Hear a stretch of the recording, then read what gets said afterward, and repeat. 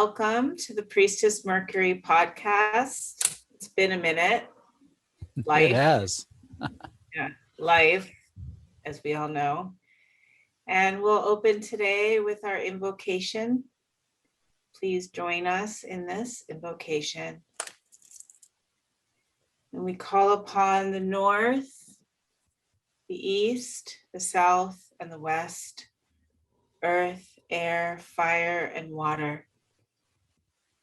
And we're calling upon the full moon in Scorpio and Uranus in opposition, and Saturn in square, and the sun, the secret key, and all of our angels, ancestors, and allies, and everyone listening, all of their angels, ancestors, and allies to come forth to bring us into center, grounded, true self, awake and aware, heart open, in the seat of the soul, like the lily coming through the mud. May Priestess Mercury course through Matt and I in this conversation flow today. So mote it be. So mote it be. And so maybe we should get started. It's been a hot minute. We've had a lot going on personally that required a little bit of a break taking, but we're back. And we'll dig in today with the full moon in Scorpio that just happened yesterday. Yesterday in the evening here on the West Coast. That was at like 8:30 at night. So just as the moon is, nice and high in the sky and it's starting to get dark. 8:30 Monday, that is, depending on when you're listening, April 26th. Right.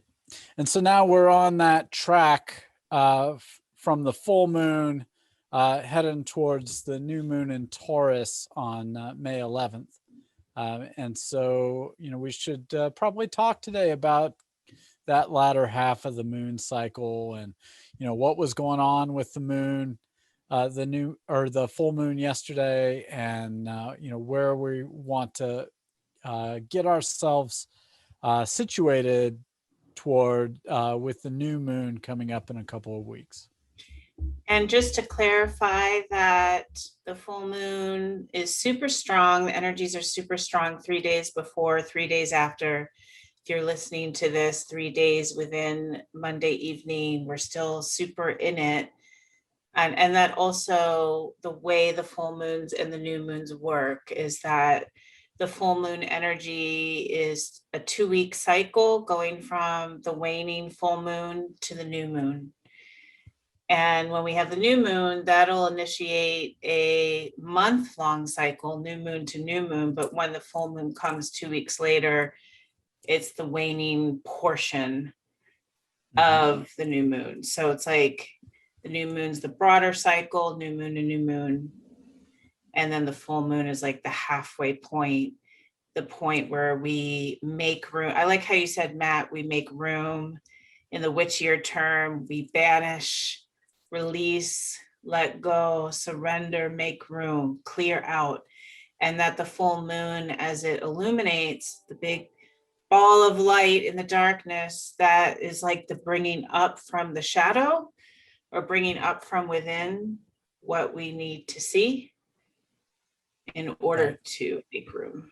So that's, and in dealing with Scorpio, which is the ultimate sign or archetype for excavating the shadow, going deep in and bringing up the roots of what we need to see, wounds, traits, gifts, experiences, anything that we've pushed down or haven't been able to process or have never even looked at before in our life. It even could just be aspects of yourself that you've never really met before that are coming up for the first time even. It's not just, yes, traumas, yes, wounds, yes, hard feelings that you've had to push down and also can be gifts and aspects of the self that are really beneficial and beautiful that you haven't been ready for, that can Right. also be coming up. Yeah. I mean, Scorpio is that kind of libidinal energy that comes up from the depths of the soul. It's kind of the intensity, it's the fixedness of our emotions, but it's our emotions in some sense at their most raw and exposed. And it can be a lot to encounter. But we have this full moon at least once a year in Scorpio, and it does ask us to kind of look at ourselves at a more raw state, and to come to ourselves like on it with an honest appraisal, and to let the things out, and not to, like as you were saying, Michelle, repress. When we shove the things back down that we don't like, then they tend to come back at us later on in And ways that we don't expect. yeah, scarier, grosser, gnarlier.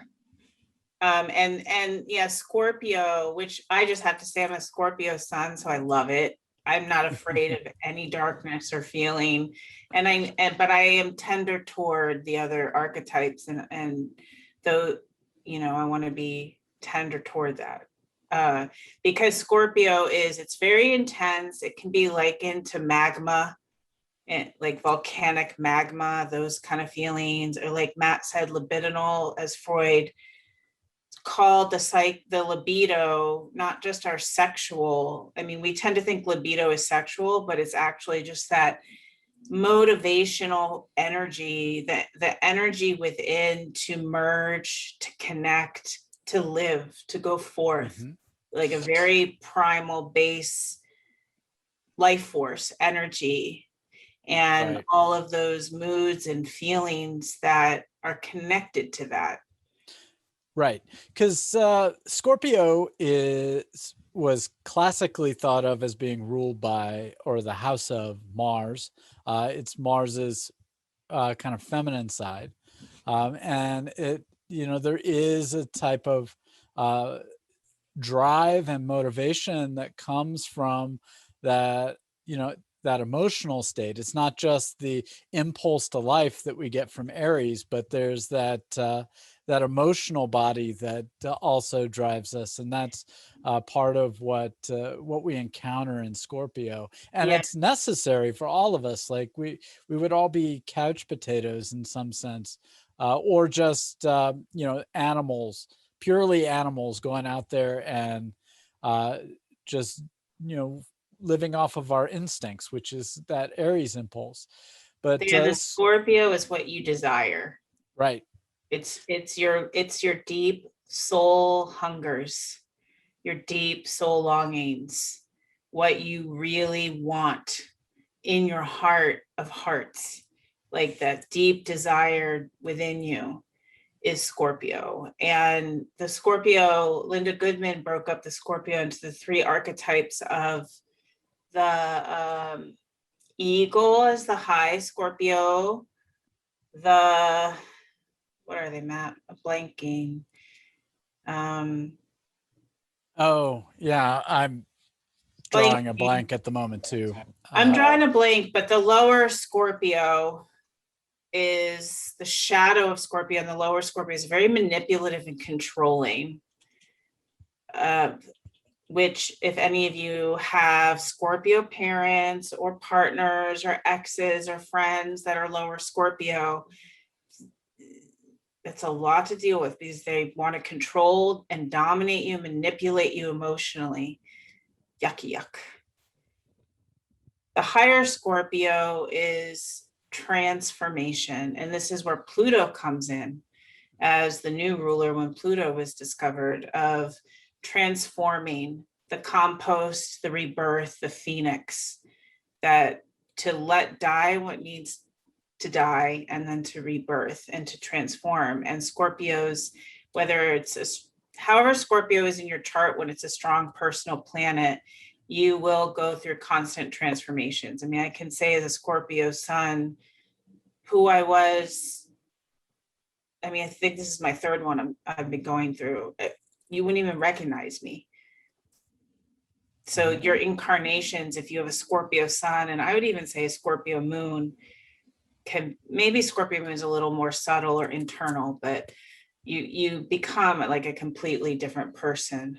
And then wherever it is, Venus, Mars, Jupiter, Lilith, the asteroid, it's like talking about the higher form of Scorpio is to transform. The lower nature, if you're trapped in it, is very controlling and manipulative. It's like you have to get your way emotionally, and if you don't, you will find a way to manipulate the other person to give you your way, make them feel bad, or make, some controlling thing. Right. Yeah, that shadow side of Mars that, where it's trying to control and manipulate other people. Right. And that's Pluto in shadow as well. It has to do with power dynamics, power over. And a lower Scorpio, I've known a lot of lower Scorpio men in my lifetime, want power. They want the power over you, whether they admit it or not. Probably will not admit it. So that's how that usually works. Yeah, that's how it usually works. No brainer. But yeah, to engage the medicinal, shamanic, spiritual attributes of the Scorpio archetype is to meet your deepest feelings, moods, and desires, and to go through the transformational process that allows your authentic self, your soul, your true self to live out loud, to live on the surface. Yeah. And, one of the things when we're looking at a full moon, we're dealing with the sun reflecting its light onto the moon. And so the moon becomes really big and amplified. And so we get Scorpio there across the sky from Taurus, which we've talked about a few times on the podcast here, that archetype of the creature comfort and the kind of almost like the toddler with the mother, getting the nourishment and the boundaries set for them. But in Scorpio, we encounter, and the physical, and in Scorpio, we get the opposite of that in sense of the discomfort, and the boundaries are more blurry, and it gets harder to deal with where you start and where someone else or where you end and where someone else begins, and what's the boundaries between one another. It can be. Sorry, interruptee per usual. That's okay. Jumping in with an excited idea to play off of your idea of like thinking about the Taurus as the physical body of things. So the boundaries are clear when there's a physical form. It's like, here's where my body ends. Here's the space in between. Here's where your body begins. Simple, unquestionable. Whereas Scorpio is the psyche, the psychic, the inner realm. So it's like, who knows where I end and you begin. A lot like Pisces, except Pisces is kind of more like the ethereal allness, like diffuse mist. Scorpio is more like, again, that like libido, like the desire to merge, to just, and Scorpio is like really, really close relationships because of that. They want to really merge emotionally and not have a lot of space in between. Scorpio's like the Scorpio in you, wherever it's in your chart, even if there's no planets, whatever house it rules, it just wants that deep merging. Yeah. And no boundaries. There's that. It's a toss-up play between the two, so that a push and pull, so to speak. And then we get that with a lot of the polarities within the chart, that whatever stands across the sky from each other, they tend to pull from each other, and there's a kind of negotiating that happens, and that happens with Taurus and Scorpio, where we want our boundaries, we want we want some easy confines, parameters to work within. We want the world to be simple, and Scorpio is like, no, it's not simple.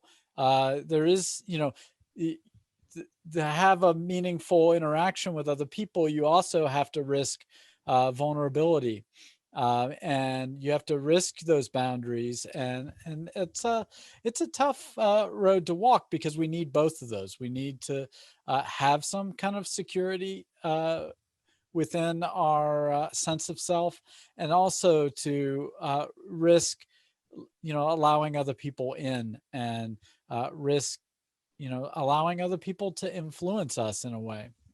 And also, all of the polarities are under one heading. So the Scorpio Taurus polarity, a good word would be resource. Mm-hmm. And that Taurus, the resource, it's like your own resources. My body, my house, my money, my boundaries, my things. Right. And Scorpio is more the resource of the other. Mm-hmm. Like my resource literally is my partner, the emotional energy. Like those who have, like you, Matt, who have like a Scorpio North Node, are meant to find the resource more in another person than in money or one's own personal things, and vice versa. Those who have a Taurus North Node are meant to find the resource more in their own things and boundaries, and have relationships be more separate, still great and awesome in their own way, but just not as mergy. Right. So the Scorpio in a sense is the psychic resource, and psychic not being like divination, psychic being the inner plane. And Taurus is more the physical resource. So the somatic, the somatic and the psychic, the somatic and the psychic resources, and that they're meant to balance each other, that you want a nice balance within yourself, no matter where your planets are, and that when they're imbalanced, that's always where the problem is. So it's always, with polarity, is about finding the harmony between those two. And this full moon is very activated in the polarity, because good old Uranus that we've been talking about, that's in Taurus, is actually opposing tight opposition to this full moon. So that means that everything that we've been talking about with Uranus, that's coming in to take you out of the comfort zone of your physical security, comforts, and resources, how Uranus is bringing in all this sudden change to shift that, is opposing the full moon in Scorpio, that's bringing up all of your psychic stuff to take a look at and release. Right. Yeah, Uranus is robbing you of the comfort, relief, or the easy escape into being comfortable, and not in that bad way of robbing you, but in kind of how we say that necessity is the mother of invention. When you don't have easy access to that stuff and that comfort, then you have to figure out a new way to relate to your body, to the immediate like things around you, money, your house, your anything that's a physical resource. Uranus is now wanting to upset the comfort zone of that, in service to liberating you from the rotting, worn out, well-worn path, old stinky comfort zone. Right. Yeah, it's so it can be a little uncomfortable of a feeling, and especially for those who are born in like the late 70s and early 80s, who have Uranus and Scorpio. You're getting this in conjunction with your Uranus opposition, and so you're already going through this kind of disruption of where you thought you were going and where you need to go, and you're being kind of you're having things come in that are not allowing you to use your defaults so easily, and you have to in some ways reinvent yourself. It's, it's a transit that's like a midlife crisis in a certain sense. If And you're between ages 42 and 44 ish, yeah, you're in your Uranus transit right now with that. That's then getting even more accentuated, like Matt's saying, with you have to find with when you have your Uranus opposition, you have to find your sense of self in the opposite. You have to find yourself in Taurus now and not Scorpio. If you are around 42 to 44 years old, you have to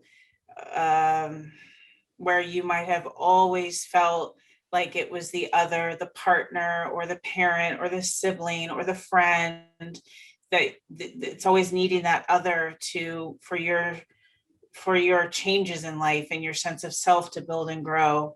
Now you need to be able to find it in your own resources, in your own body, your own health, your own money, your own house. And even if you're sharing that, doesn't mean you have to be like mine, but right. more that you're creating space for that.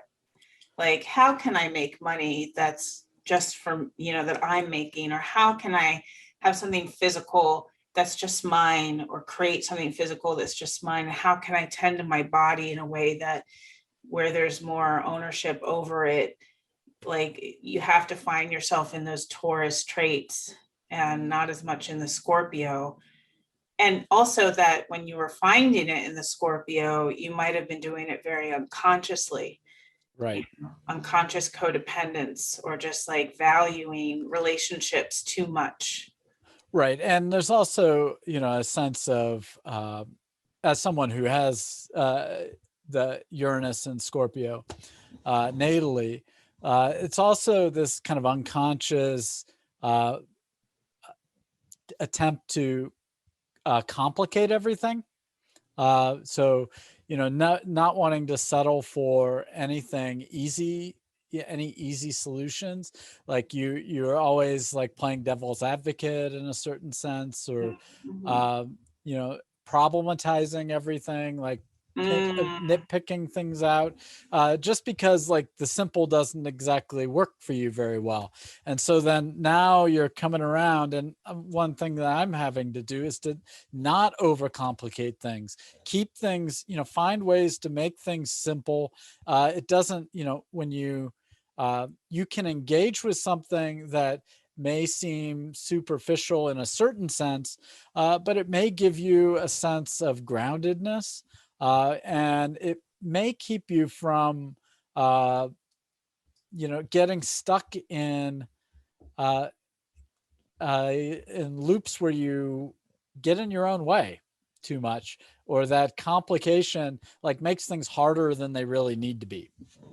It's good insight. And I also want to pull us out of that conversation with that too, so that we're not spending the whole podcast on those who are in their Right. Uranus transit or those with Uranus Scorpio. But that's a really good insight of going more to the simple matter of fact. If you are one of these generational peeps, and coming more into the simple Taurus physical spacious sense of things, and not so much creating all these psychic spider webs with your complicated feelings and thinkings that might see things through a myriad of fuckery. I mean, I can say Right. as a Scorpio sun, I know the myriad of fuckery. And I think wherever Scorpio is, anywhere in your chart, it is that kind of kaleidoscopic, moody, complicated. Control is such a big thing. It's murky. It's really murky, and it's magma, and you have all these feelings, and it's like trying to understand them. And yeah, Taurus is so simple. It's so just like the earth and just a creature on the earth. Food, sex, nourishment, rinse, lather, repeat. It's so spacious compared to the kaleidoscopic fuckery of Scorpio's entanglements, inner psychic entanglements. And that's a lot of this full moon energy with that polarity, except that Uranus is on Taurus, in Taurus. So it's forcing you out of the comfort zone, out of the stagnation of that simple physical routine or way of life in the physical, and to innovate it. And then Scorpio can scoop up what you need to see to help you keep going. Is you need to change your psyche. You have to change internally. Scorpio is like, you have to change internally. Right. And Uranus is like, I'm going to force external change. I'm going to give the world COVID. I'm going to force everyone internal. I'm going to upset the structure of all the toxic institutions. This is it. It's here. The old physical way is gone. And same with your own life and your personal life. There are things that need to change depending on where Taurus falls in your chart. And then we have the square with Saturn. Right. Yeah, Saturn in Aquarius, up there, kind of the focal point of the pressure that, so we get this disruption of the simple or the routine, or however you want to think about that Taurus energy. And then you get the polarity of that with Scorpio and this feeling these complex, feeling kind of caught in the complexities a bit and needing to kind of delve in there and dive in deeper. And it's, it's creating the some main pressure. And then I just want to add right there, when the myriad of fuckery emerges and the complexities make themselves known, the key with Scorpio cleansing is to just feel. It's not to figure anything out. It's not an air element here. It's just water. Right. Feel the grief, feel the rage, feel the sorrow, feel the despondency, feel the confusion. When you can meet the feeling and the mood and just express it, it detangles the myriad, it cleanses and purifies, and that's where rebirth can happen. Right. Yeah, because one of the key things about Scorpio is that we don't fix things there. Yeah, and that's what's over. I mean, I'm ready. I'm sorry. I'm just like ready to throw up if I have to deal with one more solution focus. Let's solve this. And that's because there's not enough. It's just imbalance. There's not enough. Just feel it. Just feel it. Just be angry. Just be sad. Don't act out. Don't go punch somebody in the face or something, but just say it out loud. I feel rage.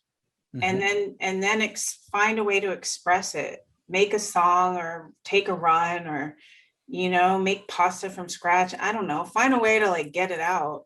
And same with every feeling. Just feel it.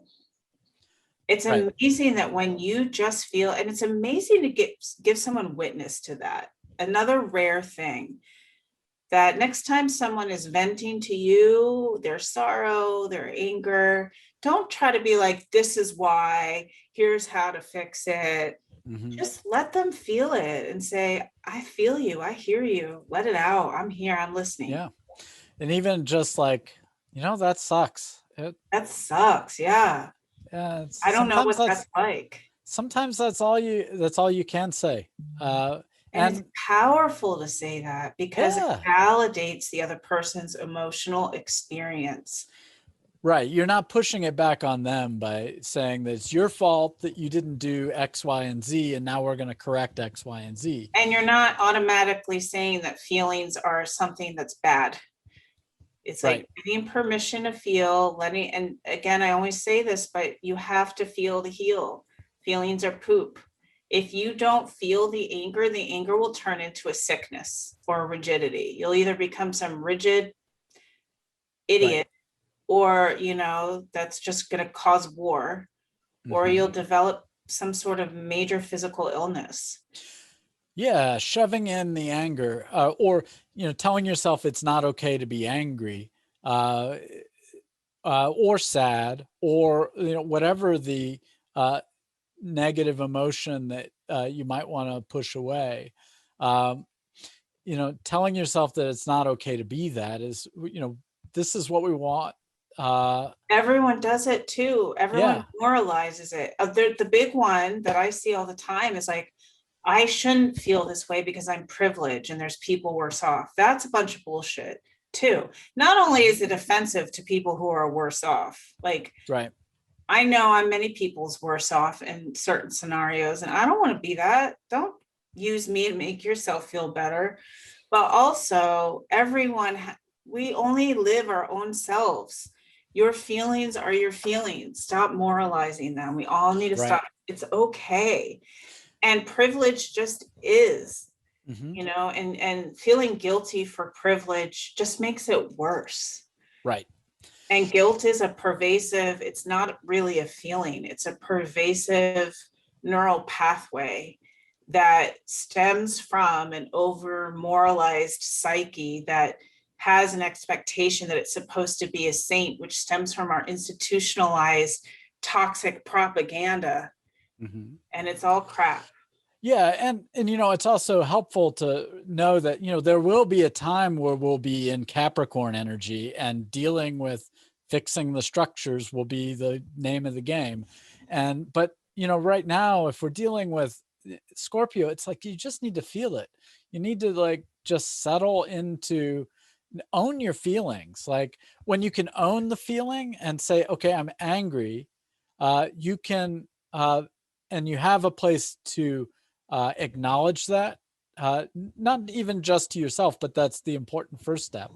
But also, if you have a safe place where you can say, hey, I'm angry, To it have can. someone to vent to, or even just to write it down. Sometimes it is just yourself though too, and if you don't have anyone, that's okay. I've Yeah, well, had that's lots the of first. periods of my life where I've had just myself, and you can let it out just yourself too. And once you feel it, it leaves the body. That's the whole thing about feelings. You can't Mhm. moralize. It's like moralizing poop. It's invisible, but it's the same thing. It's just something that builds up in the body that needs to leave the body so that you stay healthy. But the Scorpio is the psychic part of the body, not the physical Taurus part. Like Taurus is the poop, Scorpio is the feelings. They are not synonymous, but the same thing on different dimensions. Mhm. And once Yeah. you feel it, it leaves. That's the beauty of feelings. When you cry, the sadness leaves.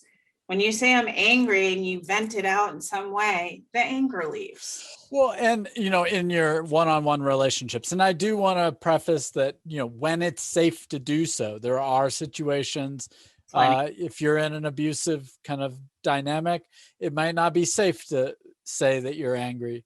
But, in most one-on-one relationships, friendships, partners, it's actually healthy to state that you're angry, or that you're upset, or that you're frustrated, or because then you can, it's out there and no one's playing guessing games. And that's that shadow side of Scorpio too, where it's like you're gonna leave it for the other person to kind of figure out where, to kind of subtly nudge them into what the action is you want them to do. Whereas when you vent the feeling, when you have that emotional space, uh, and you let it out, then uh, everyone knows where each other is at, and you And can there's begin to. no room for manipulation. And this is really epidemic. This is Mhm. like, I mean, because gaslighting is so pervasive, because moralizing feelings is so pervasive, because the toxic cultural narrative is patriarchal, affecting both men and women equally, is so pervasive. Nobody really understands how to feel. Nobody feels safe to feel. This is why we have Brene Brown, and we have like therapy. We have so much information and support around being vulnerable, because everyone is terrified to be vulnerable. And why? Because that's a sick world we're living in, that we are trying to heal. And Mhm. Scorpio really represents that emotional healing. Like Scorpio, Cancer, and Pisces, the water signs, are really there for the emotional healing part when we're talking about healing. So Scorpio, Cancer is more like the nurturing, and the inner child. And Pisces is more like forgive all, we're all one, kind of the spiritual. And Mhm. Scorpio is just like, just get in there. Like, what is that feeling? Just say it. And if you do have someone that it's safe to do that with, that's a blessed thing. Mm-hmm. You know, like that's a really blessed thing to have, even just one person where you can be your and anyone knows who's a Scorpio sun or moon, how salty, cantankerous, raging, moody, bitchy, despondent, despairing, suicidal feelings, not ideation, that you feel on a constant basis. Because when you have Scorpio on a personal planet, you feel intensely. Mm-hmm. And in a culture where that's shamed or feared, it's difficult. You know, so yeah. Right. And right now it's putting a lot of pressure, what we were trying to get to here about the Saturn up there in Aquarius. So we're getting this, what's called a T-square in the fixed signs. So Saturn is getting a square from both the sun and the moon, and Uranus down there, and in Taurus, and the moon in Scorpio. And so it's putting a lot of pressure on, trying to realize, some of these mental patterns that, we've been having to put a lot of focus on lately, especially back when we had all those planets in Aquarius. But Saturn is trying to help us to realize something along the way of how we collectively think. And so also it's taking us from the ego up into the higher self. Right. Saturn Aquarius square is the mental part. Taurus is the body, Scorpio is the feelings, and the mind is squaring it as Aquarius, which is more coming from higher self versus ego. And higher self naturally focuses on the collective and the authentic self. And then Saturn is saying, this is the discipline that you need. So while you're feeling your deep feelings, and while your physical world is getting upset and changed and pushed out of the comfort zone, you need, and it's hard, squares are hard, they're really, really hard. You need to get more into the higher self and out of the ego, because the ego wants to blame and project and go, poor me, and it's not fair and it's unjust. But the higher self can say, life is unfair, life is unjust. This is what's happening. This is the truth of it. I'm going to own my feelings. I'm going to own my experience. I'm going to see it from a zoomed out, larger perspective. Right. Yeah. And the discipline, I'll admit, like this week, my disciplines were hard, much harder than they had been. And part of that's just because of that push and pull that's happening in the disruption. Like, I all of a sudden I wound up going out and grabbing a car in the middle of the week without any, without any like pre-thought in it. It just kind of happened, and yeah, because that's true, that the disciplines, in order to be more in your higher self and not the ego, you do need your practices and your disciplines. You need your meditation practice, your yoga practice, your morning routine, whatever it is, because yeah, we're human, not saints. We don't wake up in our higher self. We wake up in our ego. The ego pities, the ego blames, the ego's like, poor me, poor them, why me, why them? It's not fair. right. And to get into the higher self, it's like, this is happening because of karma. This is the lesson. This is how I need to look at it. You need your practices. And yeah, the practices are extra hard right now because Scorpio is like, I don't feel like it. Or yeah, it's that Taurus, like, Alexa, please give me 5 more minutes to sleep. yeah. Or like Matt going out and buying a car on an impulse. But I think that's in service. Like, I think that's Uranus in service, that quick gets, your own resource, your own car. I think that's actually. Well, I'm on that, the good end of the Uranus opposition. So I'm starting to, as I was saying to you the other day, like I'm starting to play that country music record backwards. Yeah. So Uranus had come in and joke for those who don't understand, because I didn't. Yeah. Oh yeah. It's that old joke. Like, what do what do you get when you play a country music record backwards? You get your, you get your wife back, you get your car back, you get your dog back. Yeah. You're totally playing the country song backwards. You know, I mean, I know that you guys don't know our inner dialogue, but that's been a theme But for me. that's, yeah, well, that's really like the Uranus part of it. Like Uranus opposition there is like takes away, the all these things that were kind of stagnant, and now I'm on the other end of it where uh, I'm starting to see things, kind of the wheel turning and things coming back in, but coming back in a more sustainable way. So And also to get detail to help you guys with your charts, you know, Matt's Uranus is the second house. So it's very much about the car and the money and the things. I mean, my Uranus right now, or Uranus Taurus, is in the third house. So for me, it's a lot about my perception. And that's been my big challenge, is to have like a Uranus wants to get me out of the comfort zone of my perception, which is kind of weird because Taurus is the physical, but perception is non-physical. And you can kind of look at it like my local community, because that's third house too. And maybe Uranus is working on that a little slower, but sometimes it's just that, like, because the third house rules the perception, and that's where Uranus and Taurus is, it's changing. It's like you can kind of look at it like it's changing my neural pathway, which would be the physical expression of perception. I have to actually forge a new neural pathway, which I know has been my constant theme in talking a few podcasts ago about going from not being able to multitask to multitask.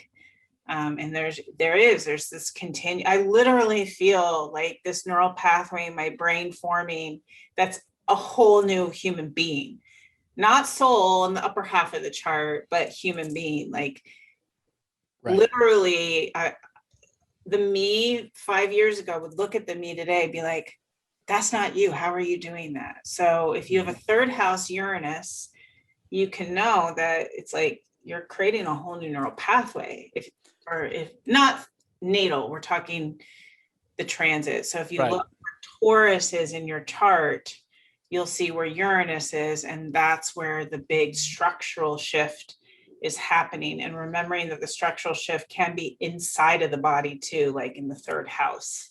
Right. Yeah. And so take a look at your own chart and see like where Taurus is, and Where you can Taurus get a is, sense of the themes. You know, the first house is the self, the body, the second house is the possessions, the things around you. The third is a little, zoomed out a little bit more. It's usually the local environment, but as Michelle's saying, perception, it's where we begin to conceptualize the world. The fourth has to do with security. you're going to go through all 12. Well, we don't have to, but I just got on a roll there. I know. I feel like I'm always doing husbandry on the podcast. Like, it's going to take too long. They can look up the houses. Yeah, just look it up. And if you can go on Cafe Astrology or something like that, it'll give you an explanation of what the houses can represent. There are different, ways of interpreting those, but they, by and large, stay in the same ballpark. Find what feels right for you, and look up where Taurus is, and that's where the structural shift is happening. Look up where Scorpio is, and that's feelings around that house or what needs to come up and out to be released.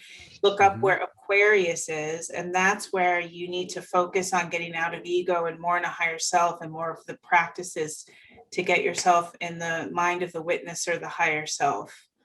Right. And then, as we work on this, like one of the strategies that can be really helpful is when you have that T square and you get all that pressure on, the Saturn and the disciplines and, decision making and all that. The release for that is down in that last fixed sign of Leo, wherever Leo is in your chart. And that can be a kind of release for you.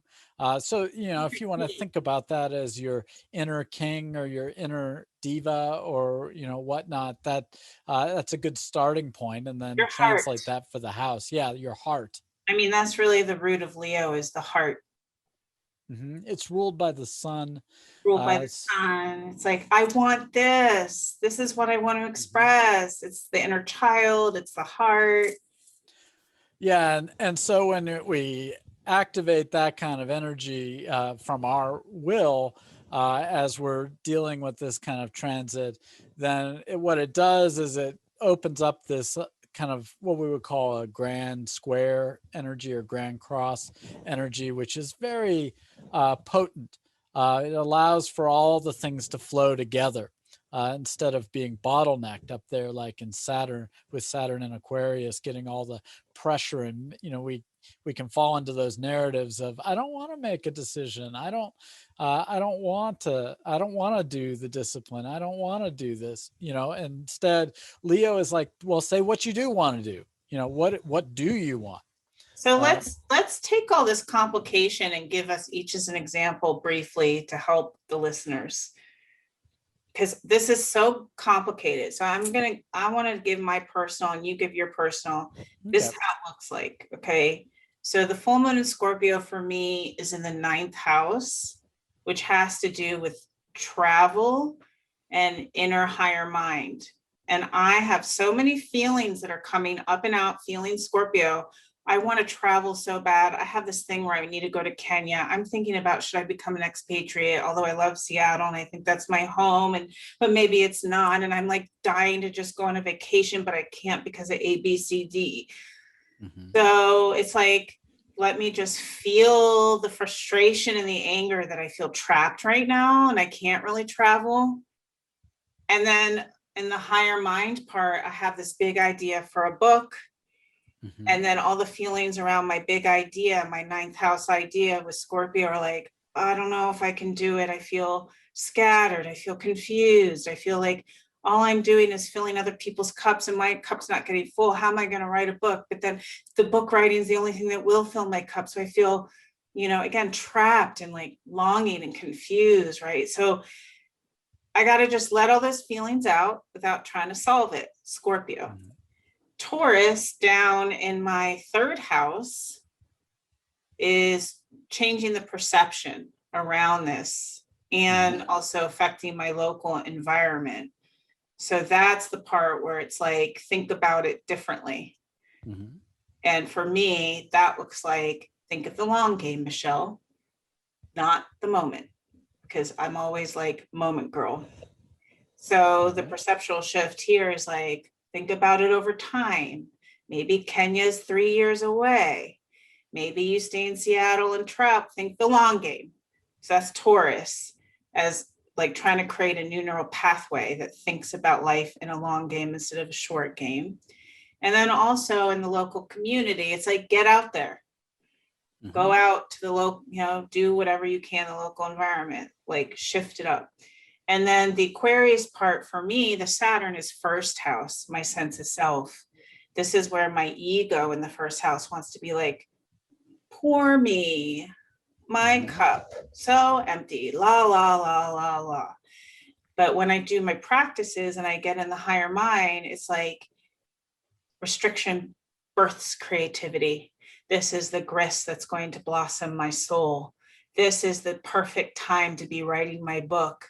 So the higher self completely takes me out of pity and puts me into a transformative frame of mind, which is amazing. And then Leo, the secret key, is over in my seventh house of close partnerships and relationships, which I think is a lot of me going kind of like asserting what I want in Mm-hmm. that way, like in romantic, really asserting what I want there and not what I don't want. And also just enjoying my friendships, as much as I can in this busy schedule. And just like, I don't know, I'm still working on my Leo, but it's like really feeling my heart, my inner child around relationships. Okay. Mm-hmm. So that's how I am working this wheel, so to speak. And if I wasn't working this wheel, I might feel stuck Mm-hmm. AF. So Matt, Right. how does the wheel look to you? Yeah, so for me, it's like happening in my the moon is in my eighth house, and literally went and got a loan for a car this week. So the eighth house having to be a place of debt, because it has to do with money from others. And The feelings there, Scorpio's the feelings. yeah, well, it's the feeling of, that's a big commitment, and feeling a little like, do I have this? Is this gonna like swamp me? What's the feeling? That's a sentence. Hmm? That's a sentence. What's the feeling? The feeling is being a little overwhelmed. Overwhelmed. Okay. Yeah. It's a lot of change really fast. I mean, that's the disruption in Taurus in my second house. And even though I got a job, it's like all the things coming back really quickly. It's just like, whoa, this is a lot. Okay. So overwhelm in the Scorpio. Yeah. Lots of structural money changes in the Taurus. Right. But these things are all like, Saturn in Aquarius is my 11th house, my dreams and aspirations and goals. And, how do I make decisions in that, where I stay with the eyes on the prize? Right. That's the higher self. The higher self is like, this is in service to my aspirations. Where the ego might be, what are you doing? What are you doing? Shouldn't do this. You're going to lose your security, or it's happening too fast. The higher mind's like, this is in service to your ideals, your aspirations, and your dreams. Yeah. And then Leo for me, like, is the fifth house, which in this case, I would translate it as pleasure. What things do I want to feel? Not as a way of not just feeling the burden of the overwhelm, but feeling, the pleasure of having a car now that I can drive, and the freedom and all those kind of things, and feeling those things and saying that I want those things, and having, saying that those are in service to what I want to do. Yeah, fifth house, the pleasure and like getting to have what you want. Yeah. Mm-hmm. Yeah, what was that Mel Brooks line? It's good to be the king. It's good to be. Yeah, well, that's what's cool. So Matt and I, we worked our wheel together. We pulled cards on this full moon. We worked the wheel, and then we created mantras for ourselves. So that's something that you can do, is that you can look at the key, you can look at your chart, see what's happening like we just described. You can also pull 3 cards, like the theme, the medicine, and what wants to be released. And then you can create a mantra, and then you can do ritual on your altar space. That's a way to carry it all the way through, if you so desire, because then you become the steward or the chariot. Fate, instead of fate just carrying you where it's going to carry you, you become the director. You become the charioteer, so to speak, when you really work with the energies. That's the thing about astrology, and any of the internal planes and the collective energies, is that we have the opportunity to create and to direct. You don't have to, no matter what, you're going to be in the movie. Right. It's that script is going to keep playing out. It's whether or not you step into the role and shape it in a certain sense. Right. And think about it, if not shaping it, you're looking more in the shadow energies, right? Where you might fall into pity and stuckness and manipulation and overwhelm and stay there and stagnate. Or you might transform without ever being conscious of it, because, every version of everything exists. So, but that's like, this is just, we're just wanting to give you ideas of how to work the wheel, basically. Yeah, how to step in and just be present with what's happening. You're not there to fix it. You're there to experience and be a part of it, co-create it. Yeah. And some of the themes are longer. So like, as we keep doing these podcasts, we're going to constantly be coming back to Uranus and Taurus till 2026, shifting the structure of the physical And we're going to constantly be coming back to Saturn in Aquarius, which is for 2 years, 2.5 years.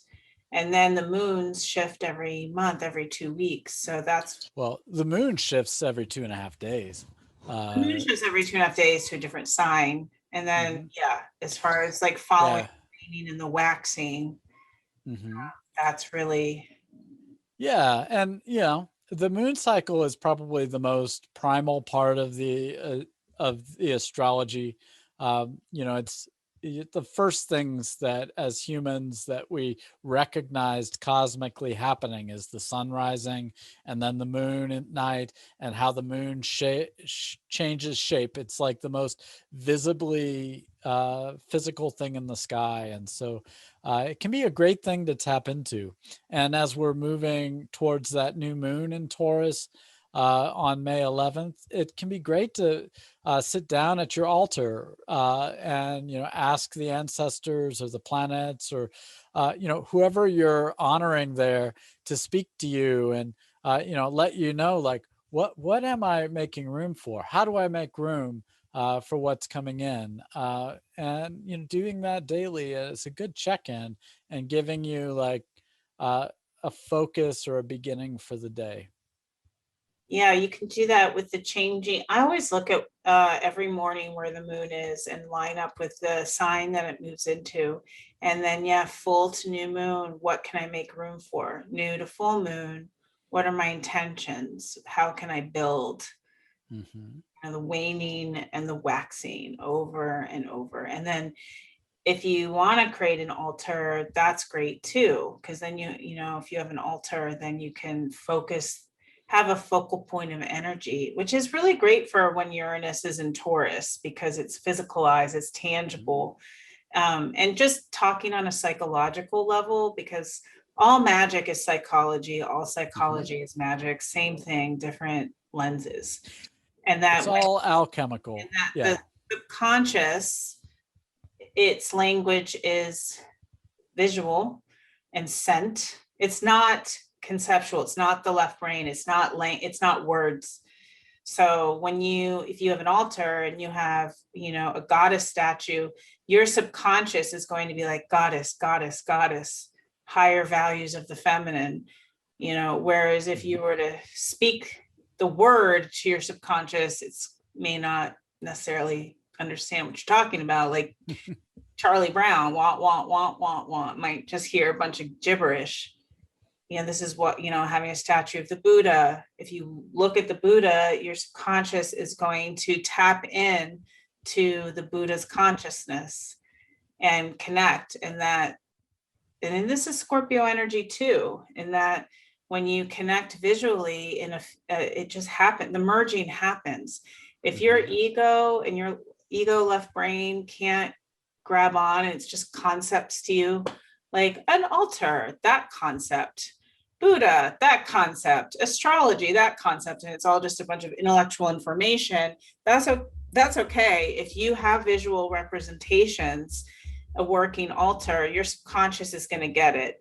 Eventually, as you do this work, your subconscious and your conscious get closer and closer. Eventually, it's like something opens and you feel it, or you get a sign or a dream, and eventually, if this is you, if you're the type that only understands things intellectually and you have a hard time really feeling beyond that, there's a break and you will start to feel it. And the altar and any visual representation, scents, essential oils, crystals, colors can really help to open that part. Yeah. Eventually you'll, the more you open yourself up to the subconscious or the ethereal, it will show up for you in the physical because it's there. You're just tuning into it, and you'll start to see the synchronicities, the signs, this is where having that physical thing of the altar or the tarot card or whatnot that can give you a focal point or to be a stand-in and help you to believe it, that it's there. Well, it doesn't help you to believe it. It actually gives you the felt lived experience of it. It gets you beyond beliefs. Beliefs are superficial. Right. What we're talking about is actually having a lived experience of these spiritual, occult, archetypal energies versus it being just a belief or a mental construct. And that when you have the altar, when you have visual representations, it beckons the lived experience. You're beckoning you're beckoning that, and eventually that happens, and you get an actual living synchronicity or a dream or a sign or just a feeling. And then you're living it, and then you know it's real. When it's just a belief, I would not be into any of this stuff if it was just a belief. Right. Well, I mean, when I'm saying belief, it's more of just like having faith that something is there, that the stand-in like helps to activate you beyond, it is beyond belief really, and into the physical, having a lived experience of it. Yeah, I think that's, and like faith and belief are awesome starts. I think faith is deeper than belief, a little bit deeper. It's like belief with standing power, like belief over time. And then eventually you get to the lived experience, and that's when it becomes real. It becomes real when we experience it. And it can be frustrating when you don't experience it. And then if you try too hard and you're like, I don't experience it, rawr, then you're pushing the experience away even more. But if you just like have patience and work the practices, and have visual representations and sense and colors, and like eventually the lived experience, like Matt said, it's here. And it's kind of, I always think of the snake charmer, charming the snake out of the basket. It's like you have to charm the lived experience out of your shadow.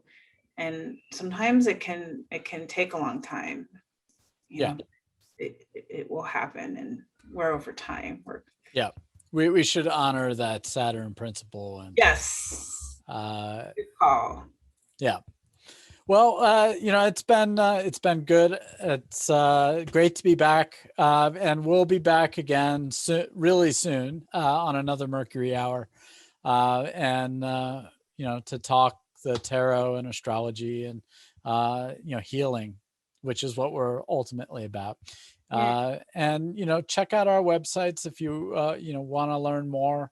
And book sessions and whatnot, reach out to us. Leave us comments on the YouTube. You can reach us at priestessmercurypodcast@gmail.com. Any of those ways, we greatly appreciate hearing from each of you.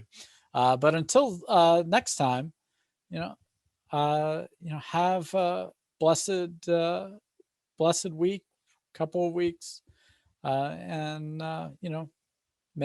we hope that this touches each of you. So. May the force be with you. Yeah, and also with you. Yes.